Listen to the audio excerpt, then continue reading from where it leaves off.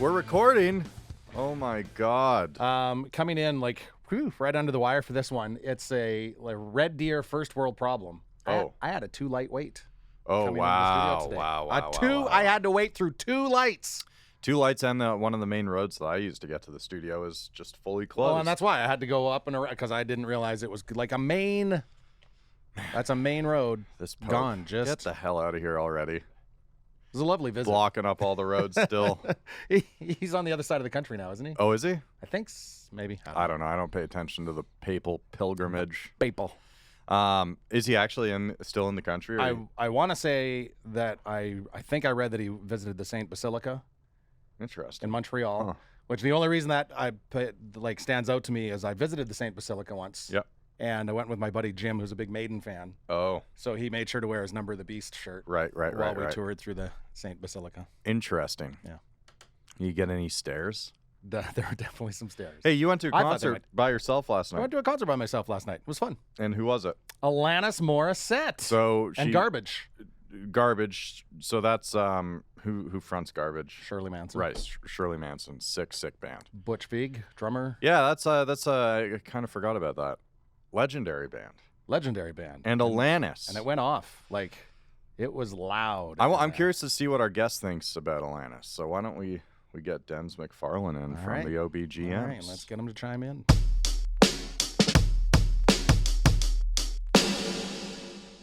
I think that's what the first pressing issue should be Denz's thoughts on Alanis. Your thoughts on Alanis Morisette.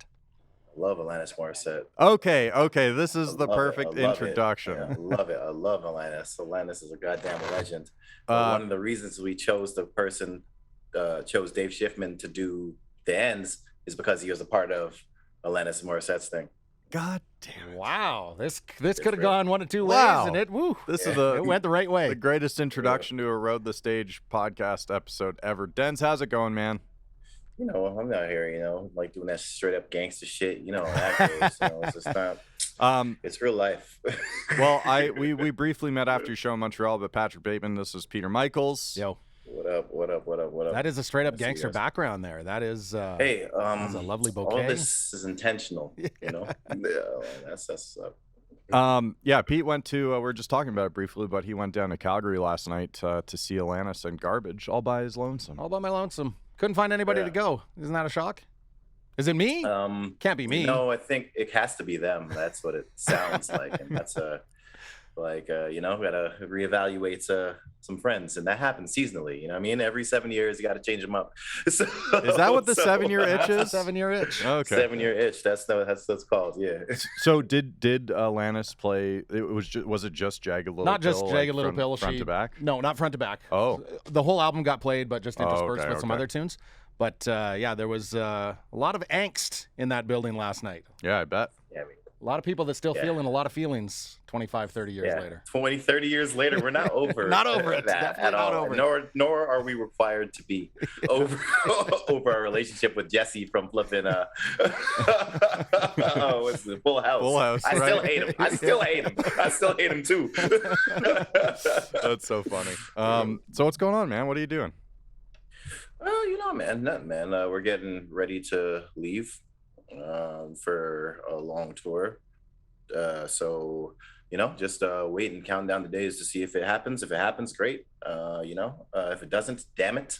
So that's pretty much all we're doing. We're getting ready to record before we leave as well. Oh, cool. So, yeah, we'll see how it goes. And what's the ball up in the air with the tour? What could potentially derail it? Global pandemic, new big bad. I think anybody that's cool to plan for the future, but shit might not happen. So if it doesn't happen, it doesn't happen. But if it does happen, which it's pointing to right at this point, great. That's fantastic. We've been preparing for that. So hopefully it does, because I don't want another delay. And we've been waiting for a long time. Where's this tour taking you? Has it been announced? Yeah, for sure, man. We've we have Pup Tour, we have a DFA tour, and we have one that is unannounced that we're still waiting on some details on. Very cool. That sounds exciting. I mean, you guys have been stretching out over the last couple of months, right? You had that Ontario, Quebec tour with No Bro. Yeah, that was fun. Which looked like a lot of fun. Pretty cool too, because it seemed you guys were kind of co-headlining based on where you were, right?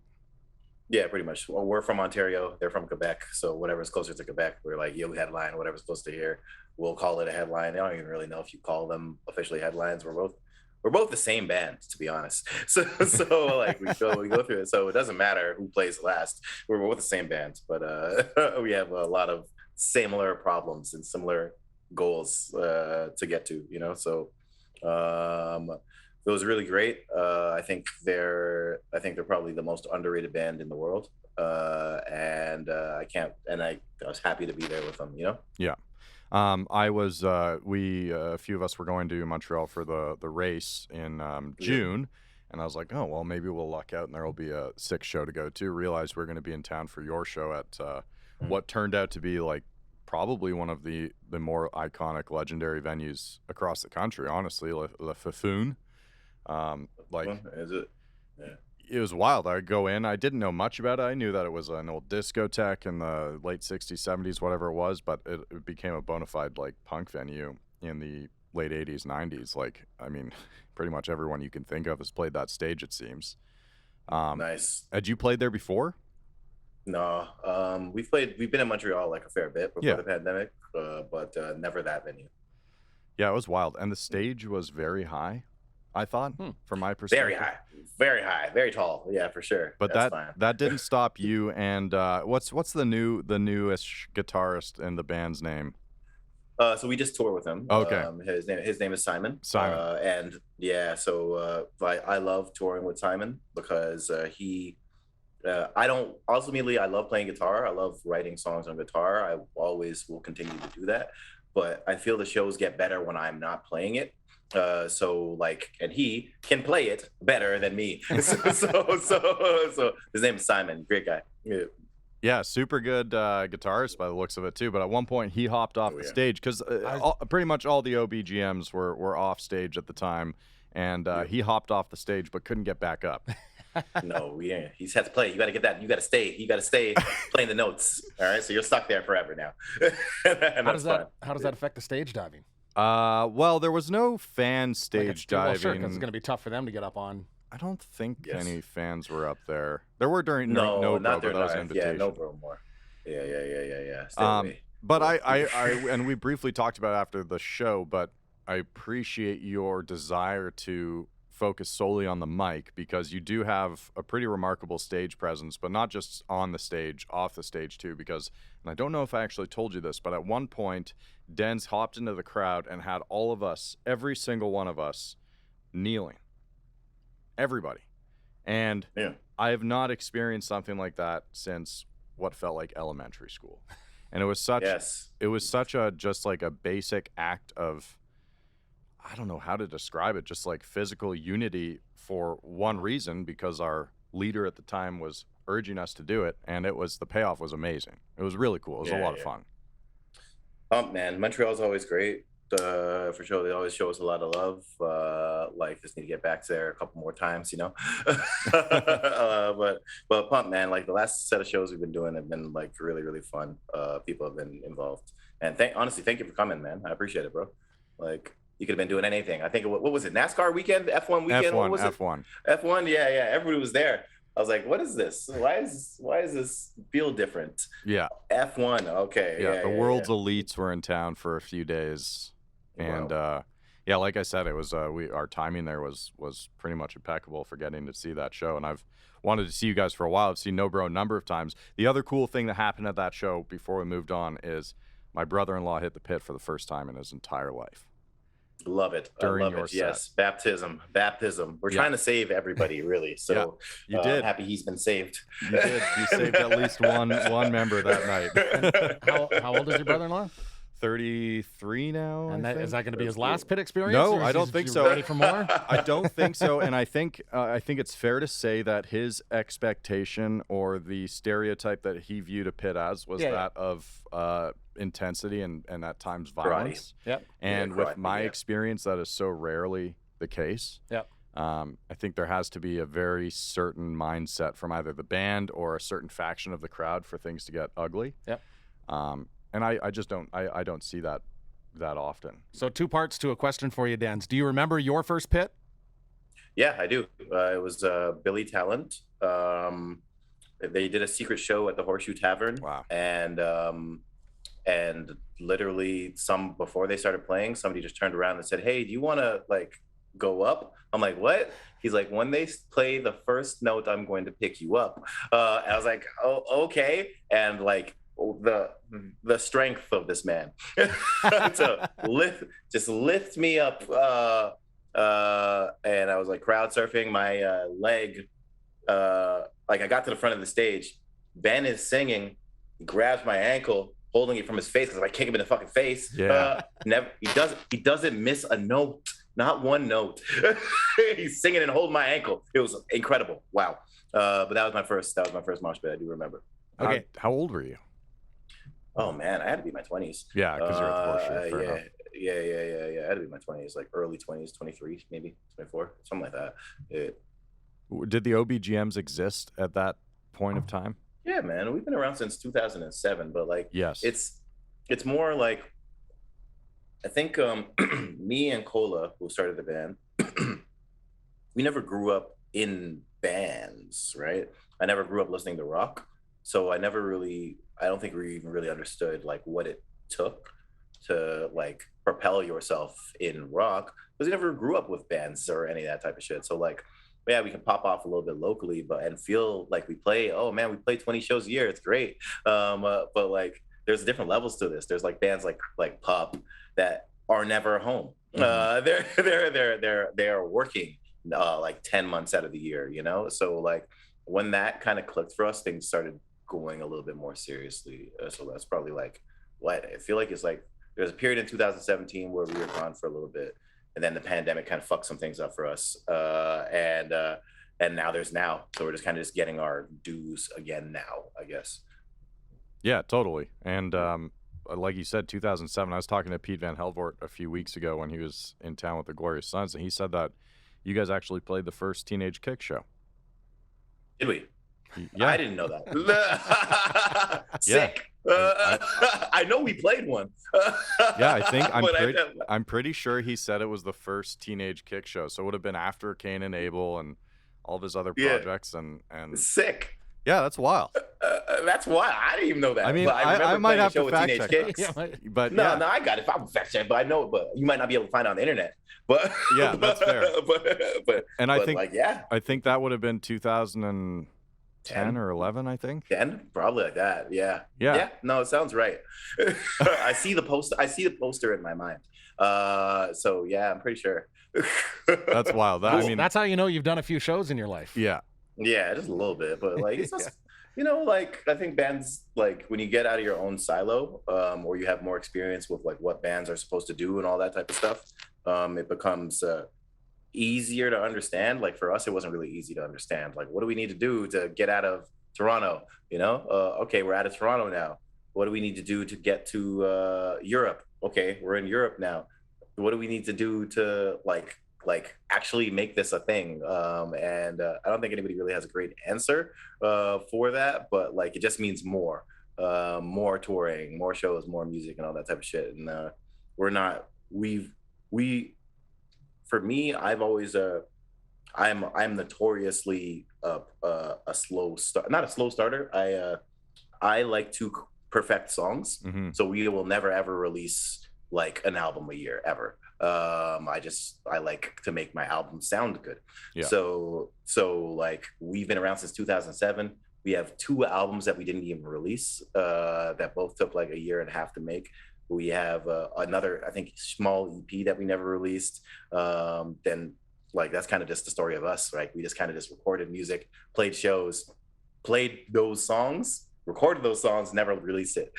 and that's it. Yeah, so it's interesting. And the doors closed on those officially? Like it's not something they're definitely dead. For sure. If it dies, it dies. But I'm getting better at producing at a higher rate now, but we'll see. I say that today. And is there anything pre-2017 that would be floating around there somewhere? Like did anything get put to tape and put out? Only thing that will be there will be our first EP that we kept online. Everything else we kind of either didn't release at all or took off the internet. So our first EP we ever made in like 2007 or 8 is online still for sure. And when we made it, I was like, I'm John Lennon. I'm the best musician in the world. Nobody's ever held a guitar and sang like this ever in the history of time. And like when I look back at it, I'm like, this was trash. This is not good. But I will still say, if you ever do go and listen to it, nobody was doing that at that time. So it was a good start for sure. Just now make it good.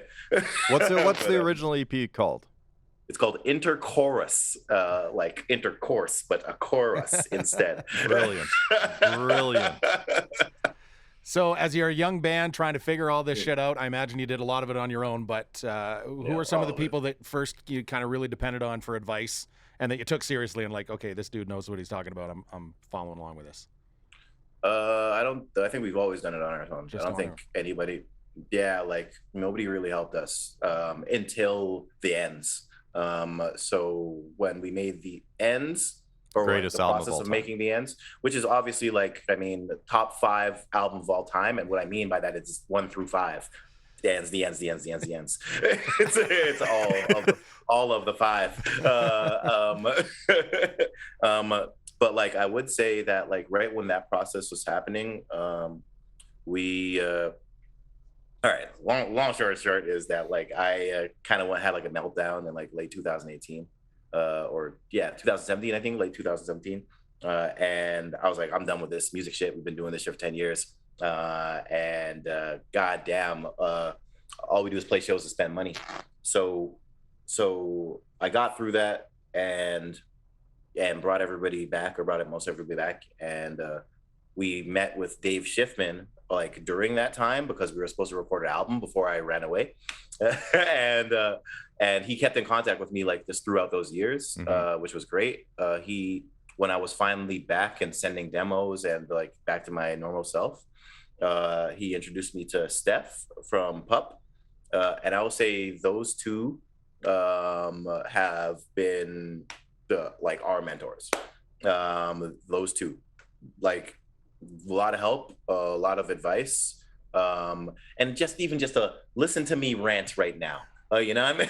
Listen to me rant about this dumbass shit and help me put it into perspective. Like, so like honestly, and be honest about it. So I would say those two, the first time ever, were the people that like actually like were interested in even helping us at all. Yeah, for sure. Yeah. Do they like, are they gentle with their advice and then their mentorship, or can they get, pretty matter of fact? Yeah, like I personally appreciate honesty. Yeah. I like, what I mean? Like it has to be delivered honest, because by being honest, you are being kind to me. Like, so if you need to be delicate and it's reducing your level of honesty, you're actually fucking me on this one. Don't do that. Like tell me the truth, because like I need to know the truth here. So I would say that they're absolutely gentle in their honesty, but like tell me the truth, right? Like if, hey, this chorus sucks, you know what I mean? Like let's build something, or like help me work through my shit. I mean, if I'm in this, if I'm in the box and it's not delivering the right way or it doesn't sound the right way, Shipman will be the one to tell you, hey, I don't think we have these songs, right? Yeah. So we don't have it, like, and that's important, because why are we here? Like, we can just record this crap, or we can try to be great. So I need people like that in my corner, as opposed to nice people. Like, there's a bunch of nice people. A whole lot of leading on at times in this industry, definitely. Right? It's lies. Yeah, it's all lies. They're all lying to you. Eliminate that. Yeah. And is there a party that has to let go a little bit? Like, you might think I fucking nailed that and you're full of shit, and you just have to let it go and trust in them? Is that tough to do? You know what? I've never felt that like I had to let anything go. I think the best thing that's ever happened to me was like actually like at the end of the day, if I really believe in it, like to anybody, like if I believe in it, fuck what you have to say. I don't care anymore, because I am free from caring at all. Yeah. I like, okay, you feel that way. That's great. What happened is that now I can respect that you feel that way. It doesn't make me feel worse of myself, or at all, which is what I used to do back then. I used to try to compromise and make things work in a compromise. That songs like that are trash. They are all trash. There's not been a good one. So got to be dare to be dangerous. You know what I mean? So like, if I don't like it, it's not going to work. That's with everybody. So it is what it is. But luckily, there's always, if there's ever some advice or a note on something, it more just makes me go, okay, let me push to do something better with myself. Yeah. To do it better, as opposed to do what you said I should do. I'm not gonna do what you said I should. That's not gonna work. Yeah, no, that makes a lot of sense. So okay, so the new song is Same, which has been out for a couple months now, and we're really digging it. And the music video is very cool too. You made that yourself? Best video of all time. That is the most underrated video of all time. It's a lot of fun. It's a lot of fun. Yeah. But when we chatted after your show in Montreal, you mentioned that you were kind of scared about putting it out because you felt that it was quite a different angle from what we heard on the ends, right? Yeah, for sure. Do you still feel that way after playing it in front of audiences for show after show? You do. Yeah, we've had a lot of good time playing it. Like we had to open for Alexis on Fire, got to play the track, got to play it all throughout the tour, and like a lot of good feedback on it. So yeah, I think it's more, I just needed to personally detach from one song altering what people feel of me. I don't care. So, or I should not care at least. So I just, at the time, we had about 50 demos of songs to go with. And I was just very much in love with some other tracks. But I was trying something new for myself, which was so a note for me from my band was that I need to, like, I should be able to share a little bit more and share advice, blah, blah, blah. So I was like, okay. So we'll record whatever song you want, but know that if I don't like this song, I'm going to point at all the other 50 that we should have recorded by the end. And there was honestly, there's like a Bezier, just a wham, wham, wham going on internally with that, like that goes on with every fucking band with making songs. And at the end of the day, we recorded it. I'm happy with what came out. We have another one that should come out soon that I haven't shot the video for, but I need to. I'm super busy. But I like that song too. I like our next 10 songs. I think our next 10 songs will be just as good as our last 10 songs we released. But it might be different though. It might sound way different than before. Yeah, because I don't fully disagree, but I do think that it still fits really well into what the sound of the OBGMs that we're familiar with is. I think, it could be argued that is your version of a ballad, and that is our ballad. It's still pretty goddamn heavy at times. You know what I mean?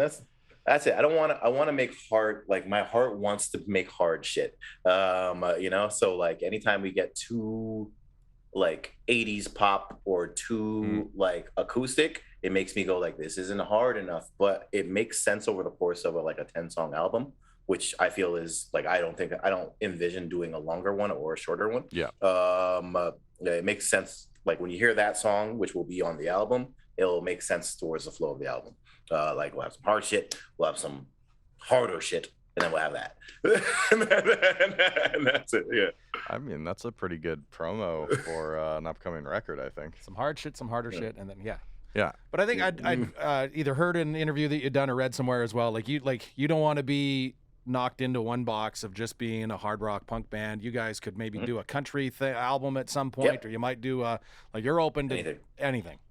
Anything, yeah. Like at the end of the day, this new music industry is fun or it's a challenge, but like a challenge that everybody's going to need to realize and accept that there are like 60,000 songs that come out a day, so your song that you spent XYZ amount of time on, or your album that you dedicated XYZ amount of time on, guess what?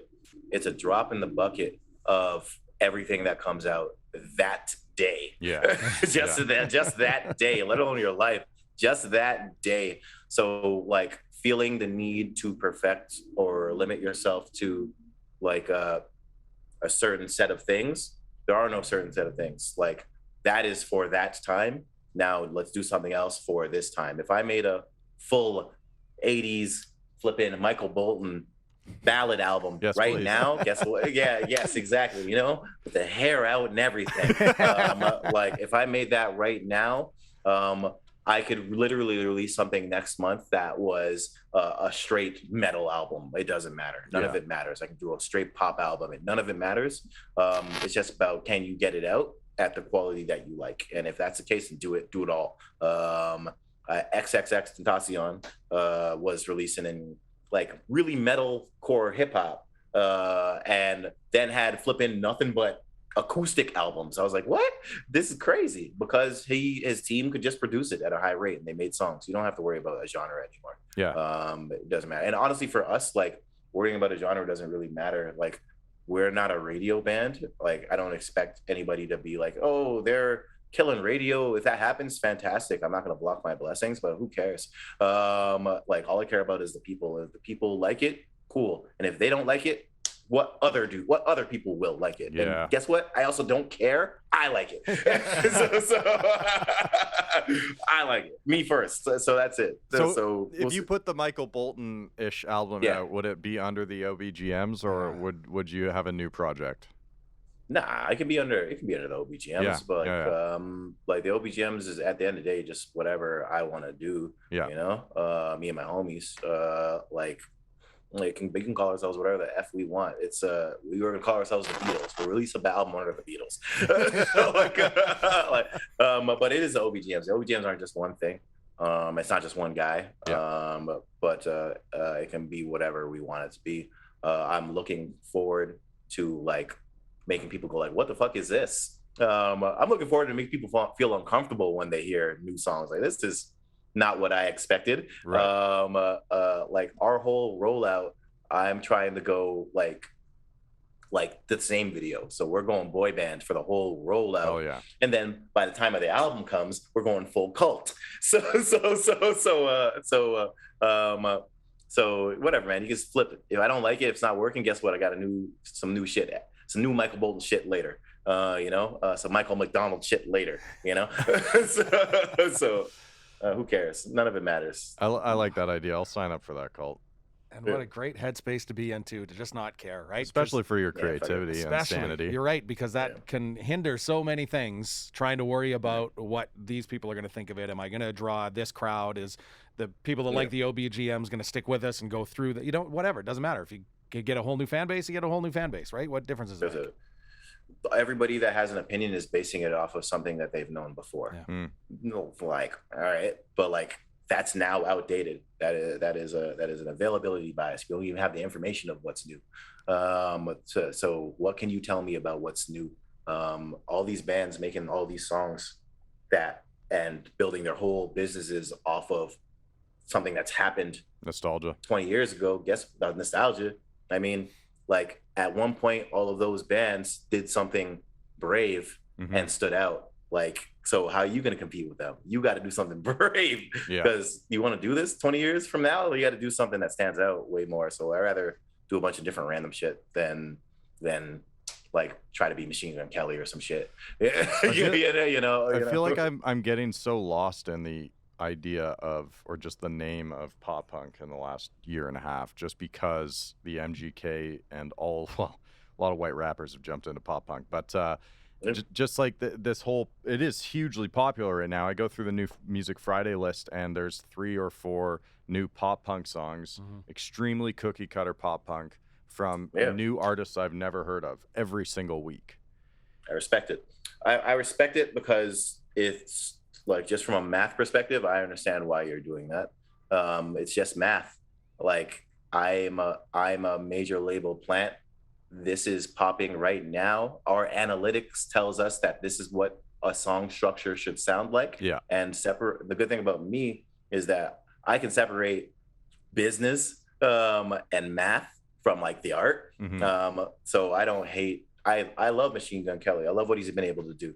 He's the biggest rock act in the world, which is incredible. It's wild. It's incredible because if you're going to look at his career, like 8 years ago, I wouldn't have thought that would have happened out of Ohio for I would have thought he would have did that. Cool, he did it. And it's honestly given new life to a lot of like legendary bands that maybe we all have heard of. Like it's given new life to not that he needed new life, but Travis Barker is killing it again. Yeah. I don't think he's ever stopped killing it, but now he's killing it again.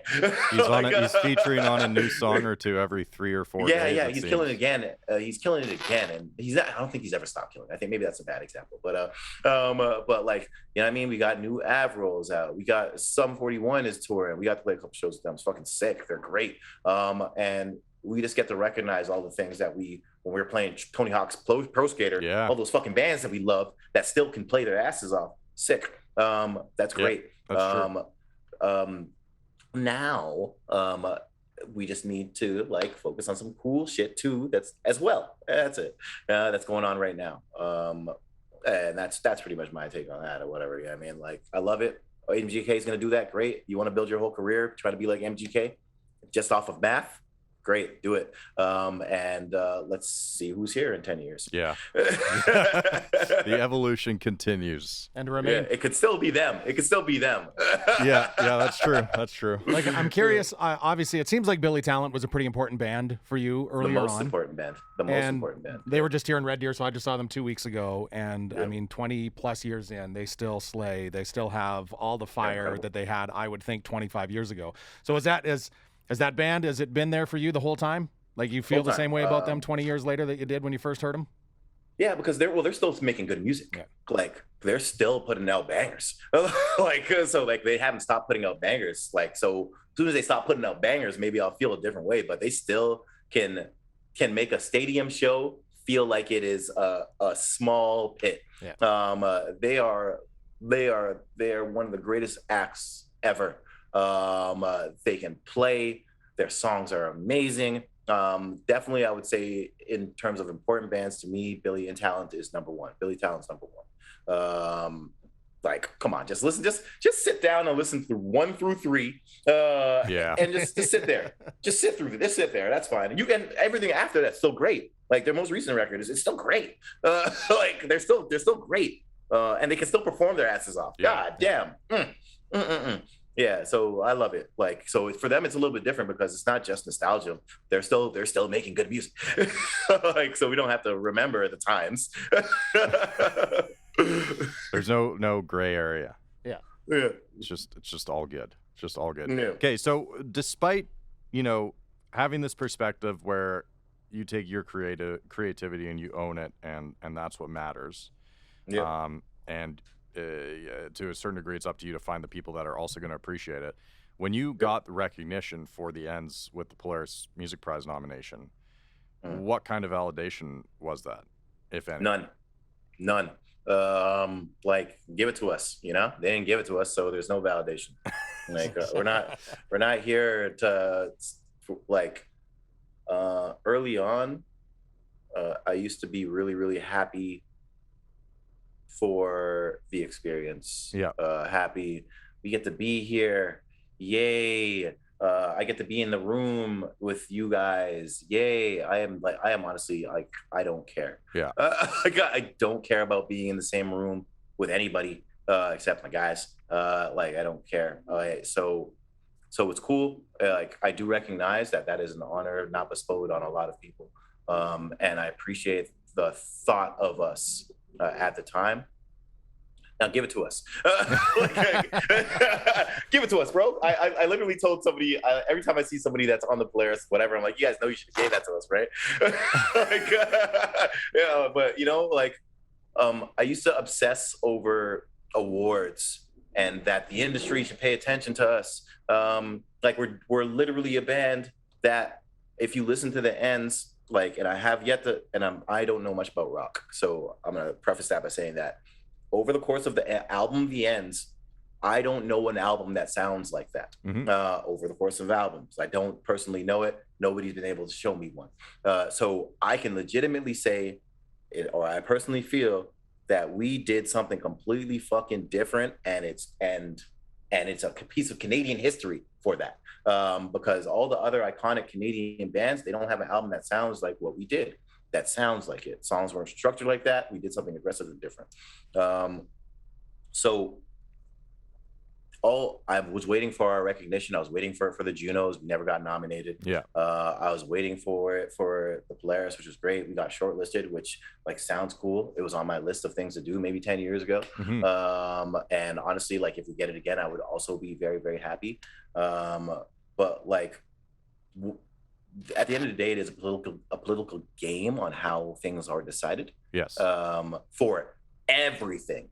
Not just award show, but streaming placements, fucking press, flipping who writes up on who. Well, like everything's a political game based off of who you know, what you know, all you do, yada yada yada. Like I can't play that game. I haven't built that type of currency for me. So more power to the people that have. Yeah. And honestly, like all those artists that we're all living the same friggin' dream. Where there's my family. We're all living this dream where we try to get to this goal of what we thought music was going to be like, and everybody that gets it, honestly, man, I want to fucking celebrate with them at the finish line. You know what I mean? Yeah. So great. I just know for me personally, like I'll never go mad thinking about if the Polaris paid attention to me, if the Grammys paid attention to me, if whatever paid attention. I don't care. Great. All I care about outside of myself and my band is the people. The people like it because Polaris isn't going to pay my rent per se, or Shortlist isn't going to, at least, but the prize might. the big prize, the prize might. You know what I mean? So like Grammy's not going to either. You know what I mean? So like people come to the concerts and like asking about us will. So I'll redirect my energy towards that instead. But that being said, I say that to say they probably should give it to us later. Well, at some point, there's going to be a knock on the door. Denz, I'm sorry. We made a big mistake.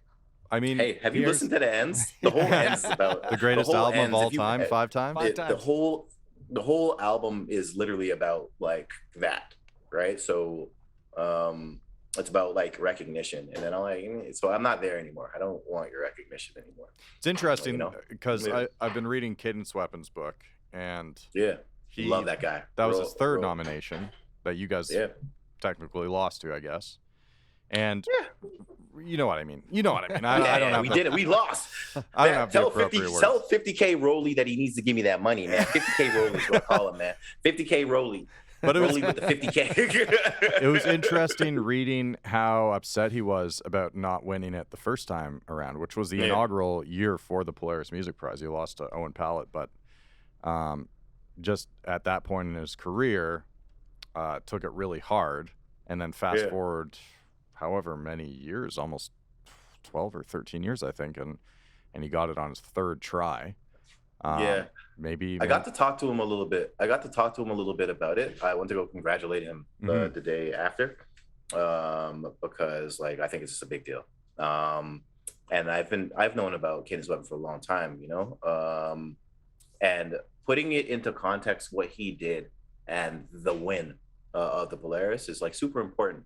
He was a rapper in this Polaris Prize, which was really mostly just about indie rock at the time, going up against like Metric or some shit, like going up against like people that are like who is this? This is some rock legend, and then Cadence Weapon. You know what I mean? So I thought that was very, very important. I think the industry should recognize his contributions to hip hop for this country. The fact that he's still doing it and doing it at a high level, it's great, and talking to him about like the first time and the second time and his feelings with that, it helped me put into context like how I feel about like a Polaris, Shad, how many times has he been nominated? You know what I mean? Pup, how many times has he been nominated? I was just texting with the guys from Snotty Nose Res Kids is their third shortlist. You know what I mean? Like, I get it. Yeah, years. Okay. You know what I mean? Like, all those guys are still singularly amazing. I don't think they'll ever give Pup one, which is crazy to me. Yeah. Because they're the most important band in Canada. Like, I mean, like, it's like Arcade Fire and Pup. Like, hey, they're the most important bands in Canada. And like, Steph doesn't care. Steph is paying for his house now. You know what I mean? Because he's doing 2,000, 3,000 rooms around the world. He doesn't think about Polaris's. Yeah. So you know, the moral of the story is they should probably give it to us. I feel they should probably. You gotta have a song called that. They should probably give it to us. It would be good for them to give it to us. I think it makes a lot of sense for them to do that. For them. No, I hear you, man. I hear you. I mean, like we've established many times, how can you ignore the greatest album of all time? One through five. I mean, like, tell me one that's better. I mean, Nirvana Nevermind was very, very good. Very, very good. Oh, I'm saying wild shit now. Wild shit. We got the clickbait ready for this episode. We've got our clip. We can shut her down now. That's it. We're good. Yeah. Wild good. Oh man. It's great. It's funny because like we say this shit like often because we have to. We have to be about ourselves because nobody else really is. You don't have to be. Like, I live in this body, you know what I mean? Like, I have to be positive, pro me. So we've been doing like a lot of interviews recently. We did like a bunch of complex interviews where they ask you like, what's your favorite album of all time? Who's your favorite artist? You know, like, and everybody that's an artist is like super respectful. Oh man, Celine Dion. Oh man, The Strokes. Is this it? Like us, the OBGMs, the ends, bro. Like that's the answer to every single question. Like, I don't care. Like, why am I gonna promote anybody else? Like, you know how hard this shit was to do? Yeah. Like, the OBGMs, the ends. It's the best ever. Best poetry album ever. Best children's album ever. Full commitment. 100%. Yeah, but like in the actuality, like we hate ourselves more than you two too. So so we don't care. Whatever, man. Everything's subjective, whatever. But moral of the story is the Polaris, they should probably give it to us next time we go for it. Well, maybe it'll be for this next project. I mean, I don't know. When do you think you'll put out a record in 23? Is that the plan? 23, yeah. Okay. We're gone a little bit, so we're not gonna have time to record a full length this year. But I think we have enough to do it. It's just timing. Yeah. So I think the plan right now is to release an EP before the end of the year. And like I have the date, like I know it. So, but I'm just gonna say it like that just because if I don't want to, we'll do it later. Yep. But yeah, EP before the end of the year, and then start next spring doing the whole rollout again for October of 2023. So I think I was watching the Onyx Experience. When did you film that? February. Oh wow, okay. February, March. I feel like that was the date. February, March of let me go on my emails and check. Something like that. And what was the pitch to you? Like, were you guys involved from the get-go, or was it pitched to you? It was pitched to us, but like we're down. Click, Dave Click Cox is we've known him for a very, very, very long time. Definitely a homie. He currently manages Sate, who was the closer on Onyx Experience. And we've known her for a very, very long time since we pretty much started the band. That's a wild record. Yeah. And they probably should have, the Polaris, they probably should have gave it to her, but hey. You get yours first, and then No. She got to go first. She's done more. She's more important.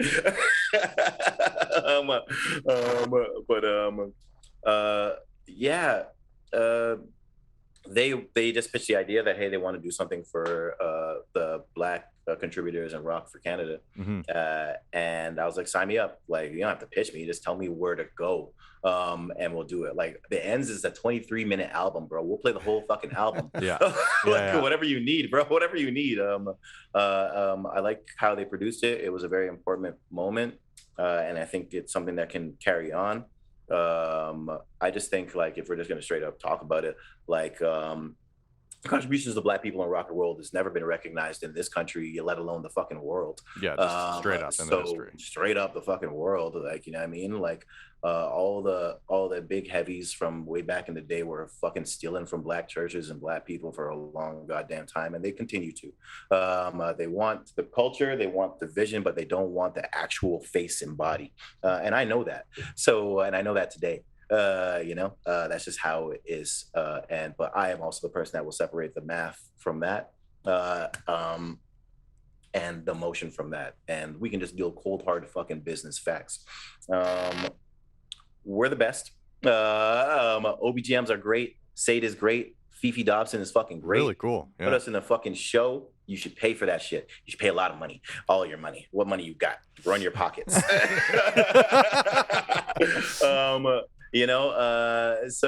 Yeah, man, like we're very, very happy to be a part of it. Fifi Dobson was somebody that I definitely looked up to. And definitely one of the first rock CDs I ever bought with my own money. And one of the reasons we chose Schiffman to do our record as well, because he had a Fifi Dobson credit. And I was like, okay, now this is confirmed now, man. Take me away? What? Sign Schiffman up. Sign Schiffman up right goddamn now. And it was just good to be around people. It was like a really good family experience. And we just hope that, like, you know, this country, particularly if we're going to be Canada-centric, this country just recognizes this and, like, contributes to it as well. Like, the pandemic provided a very interesting time where people were feigning interest in Black struggle, posting Black picture of Black blah blah blah and making commitments to Black blah blah blah, and like, cool, I love it. Now show me the fucking money, show me your actual contribution. Because you can't really help me make music. All you can do is give me access to your network and make it easier for me to run this business. And you can't even control if people are going to consume it. Like, it just is what it is. Yeah. So let's just deal with math. Give me what's mine. Put me in the space that you put everybody else in, and let the market decide how everything goes in the future. You know what I'm saying? So, and that's a call out to every single governing, granting body, record label, streaming service, blah, blah, every single one. For this country, here's a question for you guys. Name a band with more than one Black member. You know what's great? Just as we were getting ready for this interview, I was thinking the exact same thing in my head. Yeah. And it's tough. Swollen Members was mostly hip hop. Yeah, love him though. Love them. But it was also like there were white people in that group, right? Am I mistaken? So for me, because I grew up in the '80s, so Living Color. I don't know if you're familiar with Living Color at all, Corey Glover. For sure, Cult of Personality. Cult of Personality is a huge tune. Yeah. Yeah, man. Look how far you have to go back. And that's how far you got to go back. Look how far you have to go back. Yeah. You know what I mean? And that's not even Canada. But now start naming artists that are influenced, like you said, especially when you go onto the blues side of things. Yeah. Like I mean, like we need to go blues. Like we can go Sister Rosetta Thorpe. We can go everywhere. We can go to straight rock and roll. We go like but regardless, people have to go that far back. When this shit's happening right here, I'm right here. Yeah, that's the important point to make, is that, you know, we can't even find an answer in the last 20 years. So yeah, man, that's a big 50 or 60 years ago. Let's think about the recent. It exists. And that's the thing, but it exists. Like they're all over the place. There's Ashley Shotzi, there's Jean Crow, there's Sia Troubles, there's me, the OBGMs, which is not me. There's a lot of people in there. Like there's Say, just to name a few. And like, hey, like I've got my eyes on the industry, and I've got my eyes on the commitments made by the industry, and like know that hold that commitment up, you know what I mean? So whatever can be done, things like the Onyx experience, champion things that never happened for me Mhm. growing up in music at all. Nobody ever wanted to showcase us at all. They only wanted to take from us, period. Take our hip hop, call it trash, not put it in prime placements, but you get some other face on it, you're gonna be cool with it. It's been happening since the dawn of fucking time. Elvis goddamn Presley. All right, so like it is what it is. I get it, but like, hey, yeah, I mean, know that we're coming for that ass, and we're coming for what's ours. Rightfully so, and it's something that we've talked about a couple times on the show, and a concept that I've been, fairly conscious of since the summer of 2020, is that aspect of performative allyship, what you were just Performative, saying. yes, yeah. Share an Instagram post couple few times and you've done your duty. No, that's not fucking how it works. Thoughts and prayers. I've done do it. shit all. Yeah, I've done it. I'm an ally. Look at me, everyone. See, I'm an ally. It's not. Thank it's God. far from enough. It's barely scraping the surface. This allyship is so time consuming. You feeling that allyship, Denz? You know what? Like, we're blessed. Like, I gotta be real, man. Our band, the OBGMs, is more blessed than most.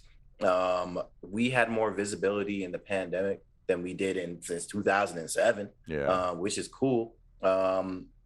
Which is interesting. And honestly, I'm not gonna push away. I'm not gonna block my blessings. Give me that allyship. Give me that performance. It's a rousing one, and I appreciate it. And even if it's real at the time, like, I love it. Give it to me. Give all because I want it. Yeah, for sure. it's just the first step. But that's the first step, right? So like, we need bands to put us on tour. We need executives to give us what is owed. We need you to know that if you're considering us for something, that we're not just happy to be here. We don't need your nomination. We need you to understand that we've done something aggressively different, and we are different. Yeah. You know.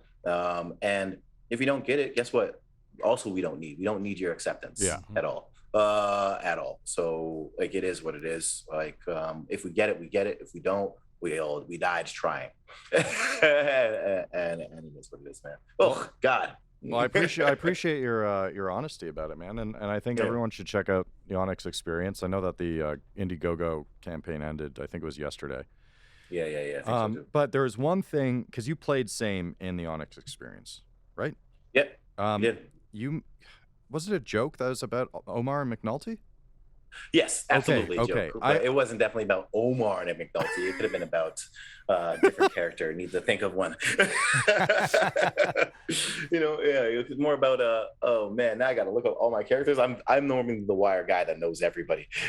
I'm actually just about to wrap up my biennial rewatch of The Wire. I think I have like four episodes left. I was like, oh yeah, it's been 2 years. It's time to dig deep again. Dig deep, yeah, for sure, man. So wait, was it actually inspired in part by The Wire, or? The whole band is inspired by The Wire. That's incredible. That's the best way to live. Every record, we look to insert something from The Wire, and it's sometimes you got to dig for it, but it's there. So what is it in the ends? I'm not gonna tell you. You gotta dig for it. You gotta dig for it. Every record. So like, last record was, I'll say the last record. Well, because this record's still fresh, but the last one was King Stay King. Yeah. So obviously King stays the king. You know what I mean? There could be pawns in this, but the king stays the king. It is what it is. So, but this one, there's something different. It's weird. I was telling someone about the other day. Like, I've watched the show an absurd number of times. And as I get older, I enjoy it more and more, but I also get more and more pissed off. Oof. Why? Because I'm starting to see and recognize more comparisons from a 20-year-old show that are existent in real life right now in 2022, and have no 100%. Signs of slowing down or stopping. Not at all, and nor will they. Well, fuck, man, that's not very optimistic. That's just life. That's just life, right? So like, life happens in like seasons. Life happens in sequences. It's just the same game. Just different players in it, game doesn't change. No, it just Game got is more the game. fierce now. Yeah. Game just got more fierce. You know what I mean? That's a Slim Charles quote. Slim Charles, man. Goddamn. Like it's all the same. So like, but I find peace in that now that I'm older, and I can contextualize like those like poetic moments and things like that and apply them to life today. And just as I applied it back like 15 years ago when I was watching it, like, oh, this is the same. Like I can go crazy and knowing that this is all the same. Like look at the music industry, stealing and selling back to us from time. Yeah. Yeah, like you're gonna do that. Like that's just the way the industry is. It's built like that. It's built for that. So while you do that, make sure I get mine too. And that's how I feel about that. Make sure me and mine get mine. And that's it. Well, that was a lot of fun. Yeah. Thanks for being open and honest. I can honestly say I've never considered joining a cult before, but sign me up. You should see the new marketing. I'm gonna show you the logo. It's crazy. We're literally going cult. That's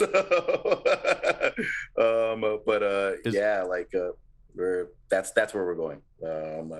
Because that's where we should go. I know you can't see this, but let me show it to you. Oh no, I can't even show it. It's my camera. Focus. No, sorry. Oh, what a tease. There's so many teases. I'll send it to you. I'll send it to you. Yeah, send it over. I should share screen. I don't even know how to do it on this. Okay, so one last thing that I must know is you guys coming out here anytime soon? We are in Red Deer, Alberta, in between Calgary and Edmonton. I know we're going to Calgary. I know we're going to Edmonton. All right. Yeah, so I'm just gonna look at it. So DFA tour is gonna be there. Right. Let me look at the days. It is Edmonton and Calgary. My birthday is October 20th. We're in Saskatoon, and then October 21st, Calgary. October 22nd, Edmonton. Okay. And that's it. So we won't get back until next summer. All right. Yeah. All right. Hopefully, yeah. Well, if you have any free time in between those shows, we'd love to have you guys in the studio here for a little bit if you're down. But if you don't have time, hit us up. So we've never played anywhere like a show anywhere outside of like Ontario and Quebec in this country.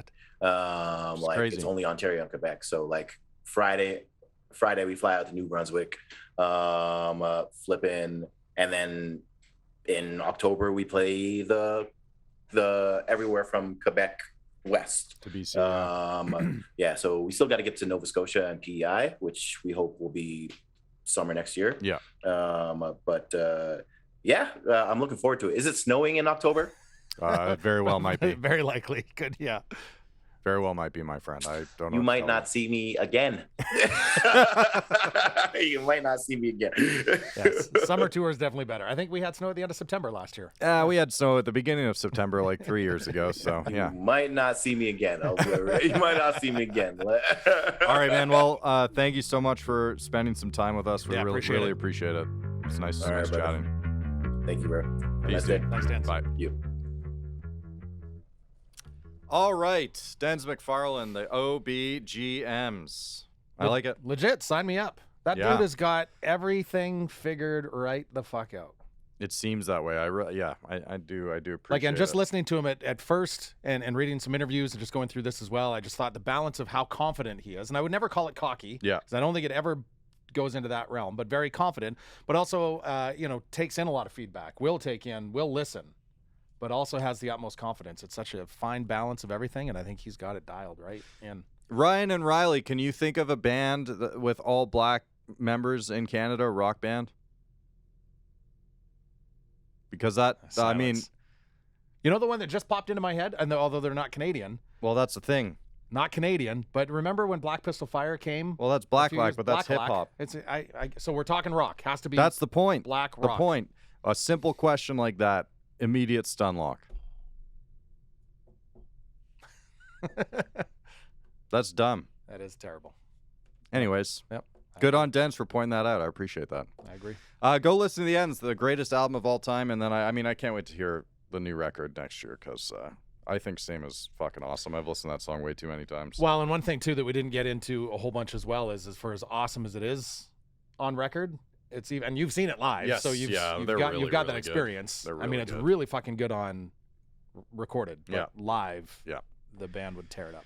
Very cool. One day they will be on stage at Bose, unless they just skyrocket and completely skip that. Or unless it snows. We'll get them at Bose. In or out of We're going to have them booked in August, and we're going to have a freak Yeah. August snowstorm, and Yeah. they're going to cancel, and that'll be it. And check out the Onyx Experience. They do Yeah, and it's 3-song set, I think. And it's streaming yeah, really CBC easily. Gems, Right? CBC's just got free. it. Yeah. Watch it online. Yeah. And again, check out the OBGMs. Peter Michaels, it's time to bounce. Not yet. We got some friends to thank. Okay. Who's that? Sawback Brewing Company. Shout out. Go Services Inc. Shout out. Bose Some dumping Bar and stuff today. Stage. Yeah. You're dumping stuff today? What? They're taking Oh. something from somewhere. That's what they do. That's what they do. They deal with that stuff. And these guys here. Camille Creative Studios. If you didn't get to check it out last week, we did a bit of a recap with producer Ryan Kuly about his show in front of thousands of people in Saskatoon last weekend. It was a lot of fun, so Thousands check that out. and thousands. You see that footage Ryley got too? I did. Jesus, what a fucking flip, It's man. amazing. Friggin' Scorsese over here. All right, Back to the Magic next. Wednesday.